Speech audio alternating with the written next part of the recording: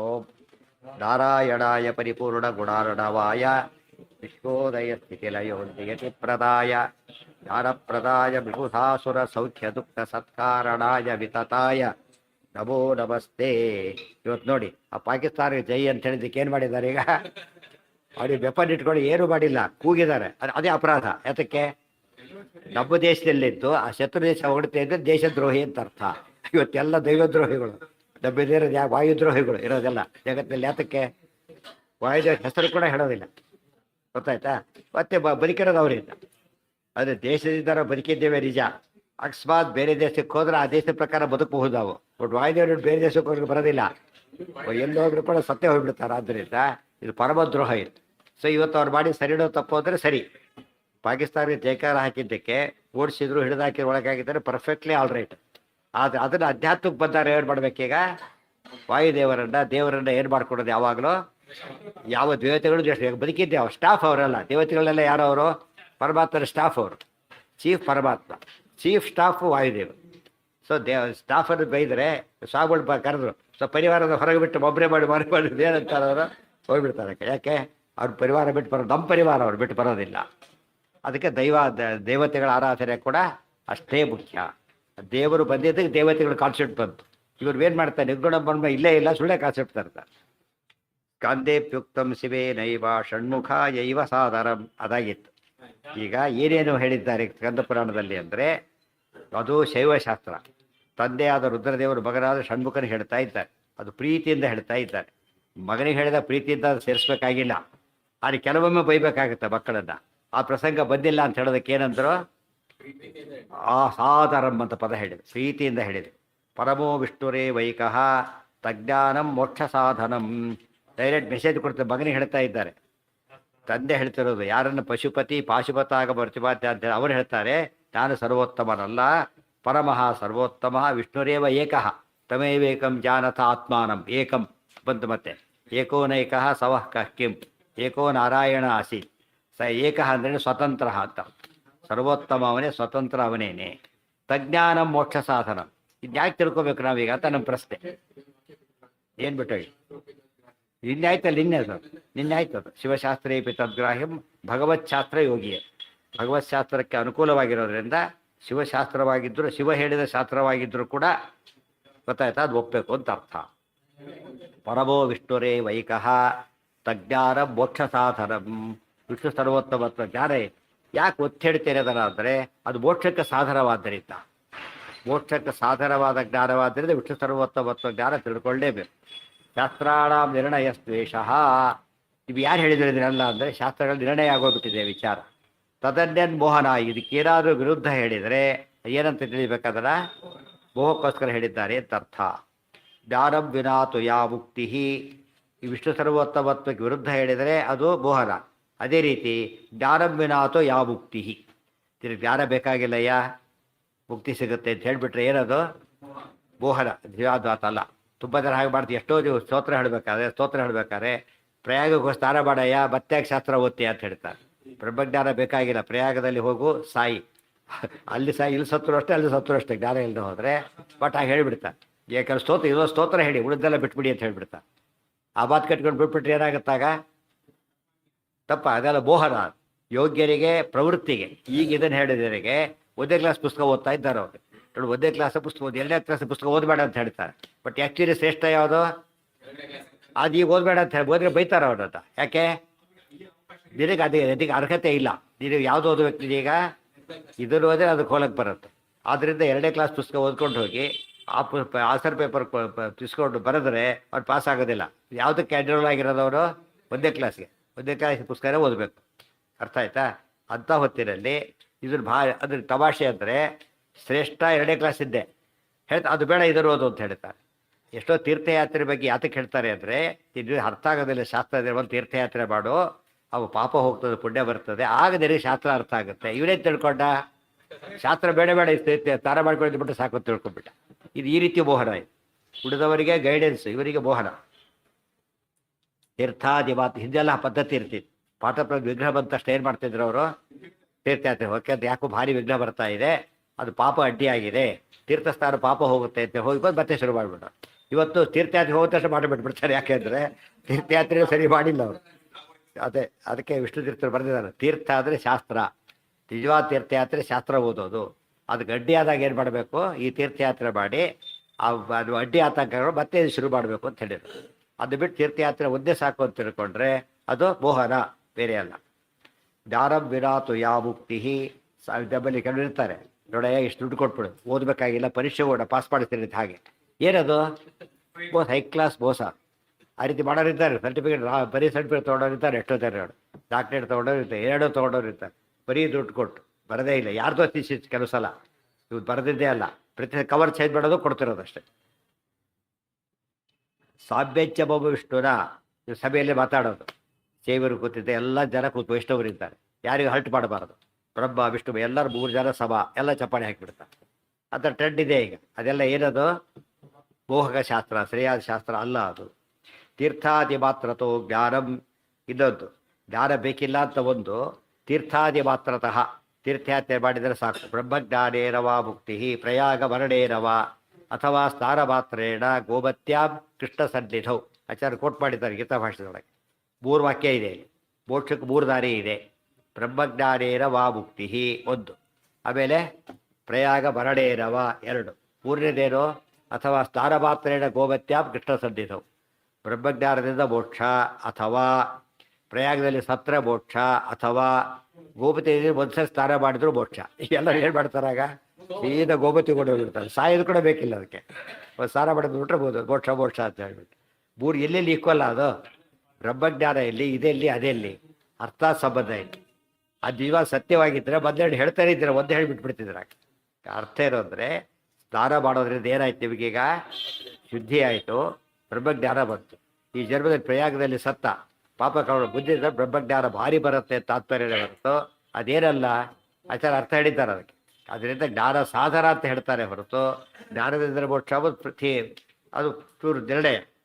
ಆದರೆ ಬರ್ಬೇಕಾದ್ರೆ ತೀರ್ಥಯಾತ್ರೆ ಇತ್ಯಾದಿ ಮಾಡಿರಬೇಕು, ಅದು ಬುದ್ಧಿರಾಮ್ಯ. ಈ ಕ್ರಿಕೆಟ್ ಆಡ್ಬೇಕಾದ್ರೆ ಫಸ್ಟು ಬ್ಯಾಟಿಂಗ್ ಕೊಡೋದಿಲ್ಲ, ಏನು ಮಾಡ್ತಾರೆ, ಬರೀ ಫೀಲ್ಡಿಂಗು ಬಾಲ್ ತೊಗೊಂಬಂತ ಕಳಿಸ್ತಿರ್ತಾರೆ. ಅದು ಪ್ರಾಕ್ಟೀಸ್ ಆದಮೇಲೆ ಏನು ಮಾಡ್ತಾರೆ, ನಿಧಾನವಾಗಿ ಒಂದೊಂದೇ ಕೊಡ್ತಾರೆ. ಆ ರೀತಿಯೇ ಮೊದಲು ಫೀಲ್ಡಿಂಗ್ ಇದ್ದಾಗ ತೀರ್ಥಯಾತ್ರೆ ಮಾಡೋದೆಲ್ಲ ಕೂಡ ಬಂದು ಬಡಿಸಿ ಅಂತ ಹೇಳ್ತಾರೆ. ಹಾಗೆ ಬಂದು ಬಡಿಸಿ ಎಲ್ಲ ಅಭ್ಯಾಸ ಆದಮೇಲೆ ಆಮೇಲೆ ಅಡುಗೆ ಮಾಡಿ ಊಟ ಮಾಡಿ ಮೊದಲೇ ಬಡಿಸೋದು ಕಲಿಸ್ತಾರೆ. ಹಾಗೆ ಎಂಟ್ರಿ ಸಿಗ್ಲಿಕ್ಕೆ ಒಂದು ಕೆಲಸ ಮಾಡಬೇಕು.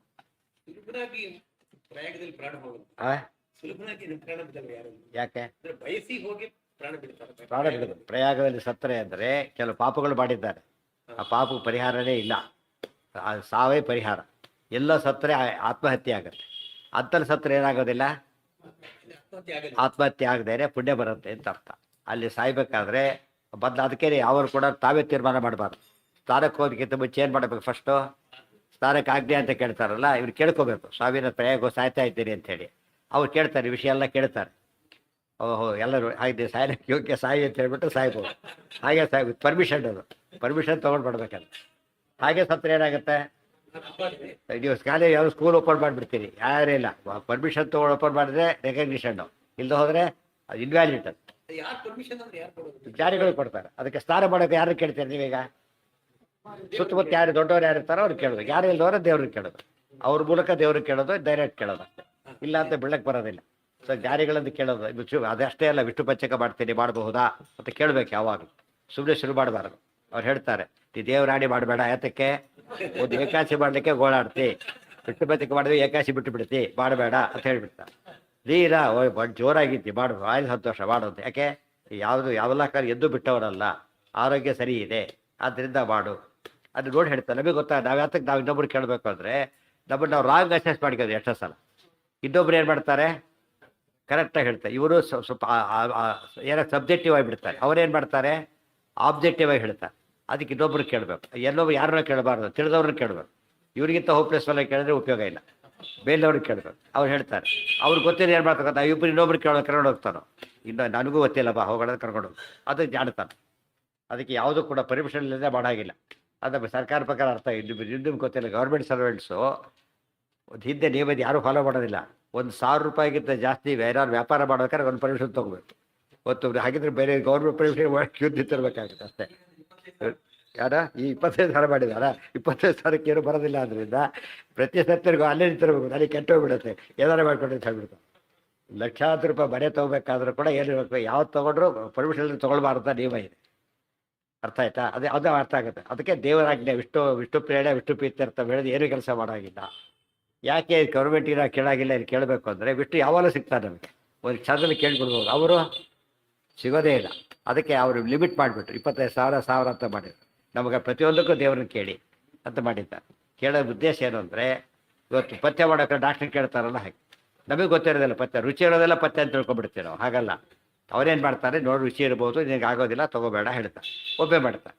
ಹಾಗೆ ಡಾಕ್ಟ್ರಿಗೆ ಕೇಳೋದು ರೋಗಿಯ ಲಕ್ಷಣ ಹೇಗೋ, ಪಾಪ ಮಾಡಿದವ್ರು ಜ್ಞಾನಿಗಳನ್ನು ಕೇಳಿ ನನ್ನ ಪಾಪ ಭಾರಿ ಜಾಸ್ತಿ ಆಗಿದೆ, ನನ್ನ ಬಹುಶಃ ಯಾವ ಪ್ರಾಯಶ್ಚಿತ್ತವೂ ಸಾಲದು, ಸಾಯ್ಬೇಕು, ಏನಪ್ಪ ಮಾಡಿದ್ದಿ ಕೇಳಿ ಎಲ್ಲ ಹೇಳ್ತಾನೋ. ಹೌದಾ, ಹಾಗಿದ್ದರೆ ಹೋಗು, ಸರಿ ಹೋಗುತ್ತೆ. ಸಂಕಲ್ಪ ಮಾಡ್ಬೇಕು ಅದಕ್ಕೆ, ಮತ್ತೆ ಪಾಪ ಪರಿಹಾರ ಅರ್ಥಮ್ ಅಂತ ಹೇಳಬೇಕು. ಆತ್ಮಹತ್ಯೆ ಕೇಸ್ ಅಲ್ಲ ಅಂತ ಆಗಬೇಕು ಅದು. ಅವಾಗ ಅವ್ರು ಸತ್ರ ಬರುತ್ತೆ. ಸುಮ್ಮನೆ ಸತ್ಬಿಟ್ರೆ ಬರೋದು, ನಾವೇ ತಿಳ್ಕೊಂಡು ಹೋಗಬಾರ್ದು. ಆ ರೀತಿ ಹೋದ್ರೆ ಪ್ರಯಾಗ ಫುಲ್ ಆಗಿಬಿಡಿ, ಎಲ್ಲ ಸತ್ತು ಬಿದ್ದುಬಿಡ್ತಾರೆ. ಆಗಿಲ್ಲ ವಿತೌಟ್ ಪರ್ಮಿಷನ್ ಮಾಡೋದು. ಇವತ್ತು ಕೂಡ ಕೆಲವು ಭಾರಿ ಪರ್ಮಿಷನ್ ಬೇಕು ಅದಕ್ಕೆಲ್ಲ. ಯಾರು ಹೇಳಬೇಕು? ಹೌದು, ಸಂಕಲ್ಪ ಮಾಡಿಸ್ತಾರೆ, ಅವ್ರು ಮಾಡಿಸ್ತಾರೆ ಸಂಕಲ್ಪನ. ಆ ಜ್ಞಾನಿಗಳು ಸಂಕಲ್ಪ ಇವ್ರು ಮಾಡಾಗಿಲ್ಲ, ಅವ್ರು ಮಾಡಿಸ್ತಾರೆ. ಆಗದು ಅಪ್ರೂವ್ ಆಗುತ್ತೆ. ಅಪ್ಲಿಕೇಶನ್ ಕೊಟ್ಕೊಳ್ತಾರೆ, ಎಸ್ ಅಂತ ಬರೆಯೋದು, ಅದು ಕೇಳಬೇಕದು. ಲೀವ್ ಹಾಕ್ಬೇಕಾದ್ರೆ ಹೇಗೆ ಕೇಳ್ತೀರೋ ಹಾಗೆ. ಲೀವ್ ಇರ್ಬೋದು, ನೀವು ಕ್ರೆಡಿಟಲ್ಲಿ ಅಪ್ಲೈ ಮಾಡಿಲ್ಲ, ತಪ್ಪದು, ಎರಾಥರ್ಡ್ ಆಬ್ಸೆನ್ಸ್ ಅಂತ ಕರೀತಾರೆ. ಲೀವ್ ಇದ್ದು ಮಾತ್ರಕ್ಕೆ ನೀವು ತೊಗೊಂಡ್ರಿ ಅಂತ ಅರ್ಥ ಅಲ್ಲ. ಅಲ್ಲಿ ಹೇಳ್ಬೇಕು ಅವ್ರು, ಯಾವ ಲೀವ್ ತೊಗೋತೀರಿ ಅಂತಲೇ ಹೇಳ್ಬೇಕು ಅವರು. CL ಕೊಡಿ, ಇಲ್ಲಿ EL ಹಾಕ್ತಾರೆ. ಏನು ಮಾಡ್ತೀರಾ ನೀವೀಗ? EL CL ಬೇರೆ ಬೇರೆ. ಕೆಲವು ಕಾರಣಕ್ಕೆ CL ಹಾಕೋದಿಲ್ಲ, EL ಹಾಕ್ತಾರೆ ಫಸ್ಟ್. ಯಾತಕ್ಕೆ ಅಂದರೆ CL ವರ್ಷ ಪೂರ್ತಿ ಬರುತ್ತೆ, ಒಂದು ಒಟ್ಟಿಗೆ ಹಾಕ್ಬಿಟ್ರೆ ಇಲ್ದಾಗ ಆಗುತ್ತೆ ಅಂತ EL ಹಾಕ್ತಾರೆ. ಅವ್ರಿಷ್ಟ. ಬಟ್ ಅವ್ರಿಗೆ ಪರ್ಮಿಷನ್ ತೊಗೊಳ್ಳೋದೇ ಏನೋ ಮಾಡೋಂಗಿಲ್ಲ. ಲೋಕದಲ್ಲಿ ಎಲ್ಲ ಶಾಸ್ತ್ರ ನಡೀತಿರೋದು ಹಾಗೇನೆ. ಜ್ಞಾನಂ ವಿರಾತು ಯಾ ಮುಕ್ತಿ ಸಾಭ್ಯಚ್ಚ ಭವ ವಿಷ್ಣುರ ತೀರ್ಥಾದಿ ಮಾತ್ರತೋ ಜ್ಞಾನಂ ಮಮಾಧಿಕ್ಯಂಚ ವಿಷ್ಣುತಃ. ತುಂಬ ಜನ ಇವತ್ತು ಯಾತಕ್ಕೆ ಒತ್ತು ಹೇಳ್ತಾರೆ ಅಂದರೆ, ಜನ ಮಾಡ್ತಿರೋದೇ ಹಾಗೆ. ಇವತ್ತು ತಿರುಪತಿ ಯಾತ್ರೆ ಆಯಿತು, ಬದರಿ ಯಾತ್ರೆ ಆಯಿತು, ಎಲ್ಲ ಮುಗಿದೋಯ್ತು, ನೇರಿಲ್ಲ ಅಂತ ತಿಳ್ಕೊಂಡ್ಬಿಡ್ತಾರಲ್ಲ. ಇದು ಮೋಹಕ ವಚನ ನೋಡಿ ತಿಳ್ಕೊಂಡ್ಬಿಟ್ಟಿದೆ. ಕೆಲವರು ಮೋಹಕ ವಚನಗಳು, ಕೆಲವರು ಮೋಹಕ ಮಾಡೋರು, ಹಾಗೆಲ್ಲ ಮಾಡ್ತಾರೆ. ಜ್ಞಾನಂ ಮಮಾಧಿಕ್ಯಂಚ ವಿಷ್ಣುತಃ. ಇನ್ನೊಂದೇನು ಅಂದರೆ ಬಬಾಧಿಕ್ಯಂಚ ವಿರುದ್ಧರೇ ಹೇಳ್ತಾರೆ. ವಿಷ್ಣುತಃ ಬಬಾಧಿಕ್ಯಂ, ವಿಷ್ಣುವಿಗಿಂತ ನಾನೇ ದೊಡ್ಡವನು ಅಂತ ತಿಳ್ಕೊತಾರಲ್ಲ, ಅದು ಕೂಡ ಇರೋದು ಮೋಹಕ. ರುದ್ರದೇ ಹೇಳೋ ಮಾತು. ವಿಷ್ಣುವಿಗಿಂತ ಶಿವ ದೊಡ್ಡವರು ಅಂತ ಯಾರು ತಿಳ್ಕೊತಾರೆ, ಅವರು ಕೂಡ ಮೋಹಕ ವಚನಕ್ಕೆ ಬಲಿಯಾಗಿದ್ದಾರೆ ಅಂತ ಅರ್ಥ.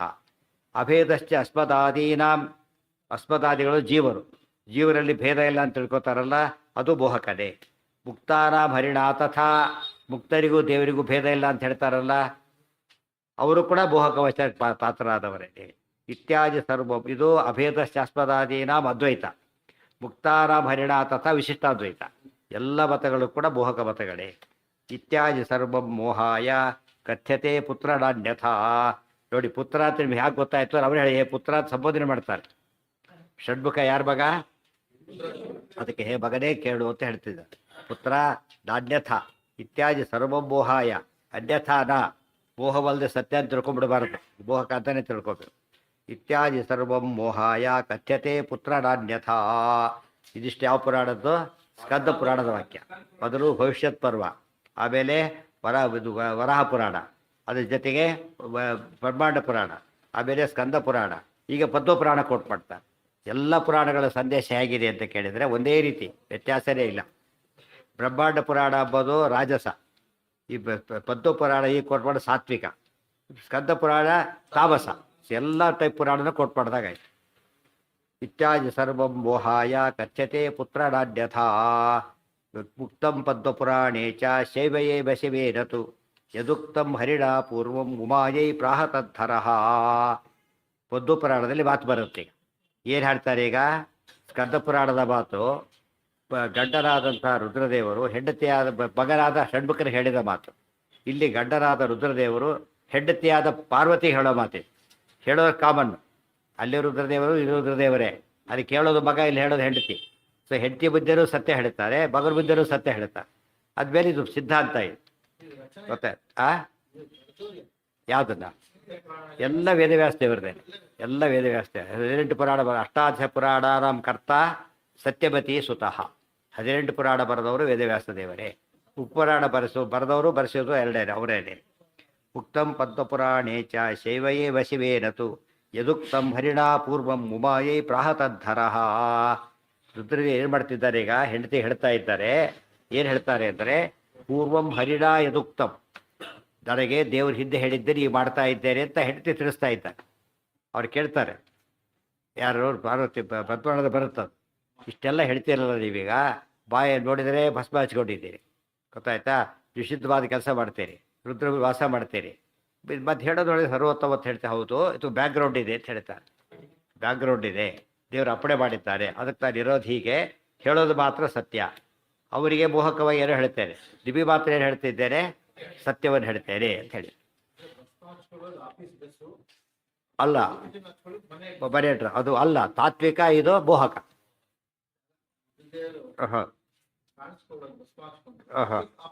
ಬಫ್ತಿಯಲ್ಲಿ ಬಂದರೆ ಹಾಗೆ ಬಫ್ತಿಯಲ್ಲಿ ಹೇಳಿದಾಗ ಹೇಳ್ತಿದ್ದಾರೆ, ಆಫೀಸ್ ಡ್ರೆಸ್ಸಲ್ಲಿ ಹೇಳ್ತಾರೆ, ಬಫ್ತಿಯಲ್ಲಿ ಹೇಳ್ತಾ ಇದ್ದಾರೆ, ಅವಾಗ ನಾವು ಯೋಚನೆ ಮಾಡ್ಬೇಕು ಎಲ್ಲಿದ್ದಾರೆ ಅಂತೇಳಿ. ಹೌದು. ತ್ವಾಮಾರಾಧ್ಯ ತಥಾ ಶಂಭೋ ಗೃಹ್ಯ ವಿವರಂ ಸದಾ ದ್ವಾಪರಾದೋ ಯುಗೆ ಭೂತ್ವಾ ಕಲಯಾ ಮಾನುಷಾದಿಷು. ಹೇಳ್ತೀನಿ ಯಾಕೆ ಹೇಳ್ತಾರೆ ಅಂದರೆ, ಪದ್ಮಪುರಾಣ ಆ್ಯಕ್ಚುಲಿ ಸಾತ್ವಿಕ ಪುರಾಣ.